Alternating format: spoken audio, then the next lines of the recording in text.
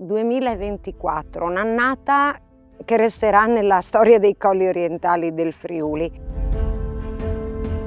C'è stata una primavera con delle temperature un po' più alte, un maggio e un giugno con una piovosità fuori dalla norma, luglio-agosto temperature abbastanza alte e sostenute. Per fortuna nei colli orientali e nelle nostre vigne in particolare non abbiamo avuto grandine. La soddisfazione qual è? Che ci siamo con la qualità.